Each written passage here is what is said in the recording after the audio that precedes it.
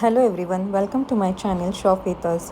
आज मी तुम्हाला अनबॉक्स करून दाखवणार आहे दोन प्रोडक्ट जे की मी कोणत्याही ऑनलाईन प्लॅटफॉर्मवरून खरेदी नाही केले, तर मी स्वतः जाऊन शॉपमध्ये जाऊन खरेदी केलेले हे दोन प्रोडक्ट्स आहेत.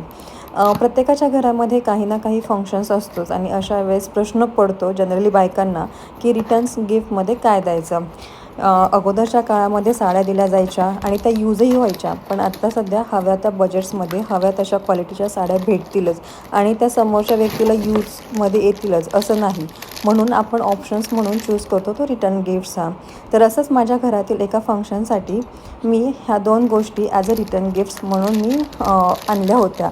तर ह्या गोष्टी मी बल्कमध्ये घेतल्या, त्यामुळे मला अगदी रिजनेबल रेट्समध्येही मिळाल्या आणि छान मिळाल्या. तर पहिली गोष्ट होती ती ॲरिस्टोची हंडी, जे की तुम्ही बघत असाल. ही एक स्टेनलेस स्टीलची हंडी आहे, ज्याचं बॉटमही जाड आहे, जे आपण इंडक्शनवरती यूज करू शकतो आणि गॅसवरतीसुद्धा यूज करू शकतो.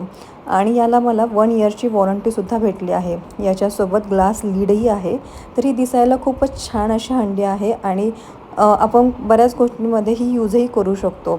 तर अशी एक यूजफुल गोष्ट मी माझ्या गेस्टला दिली. आणि एक दुसरं प्रोडक्ट म्हणजे a piece of two glass jar. तर हे खूप छान अशा गिफ्ट रॅपर बॉक्समध्ये आले होतं, तर तुम्ही बघू शकता.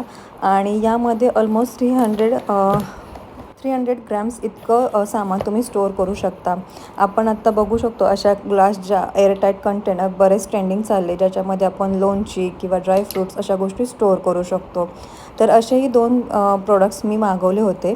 आणि या ग्लास जारचं ॲक्च्युली मटेरियलही खूप जाड आहे, छान आहे आणि साईजही बऱ्यापैकी मोठी आहे. तर हे दोन्ही प्रोडक्ट तुम्हाला कसे वाटले, तुम्ही तुमच्या फंक्शनमध्ये रिटर्न गिफ्ट्स म्हणून काय आणता हे तुम्ही मला नक्की कळवा. आणि व्हिडिओ आवडले असल्यास प्लीज लाईक, शेअर आणि सबस्क्राईब करा, प्लीज प्लीज प्लीज. आणि तुम्हाला माझे व्हिडिओ कसे वाटतात हे मला नक्की कळवा. धन्यवाद.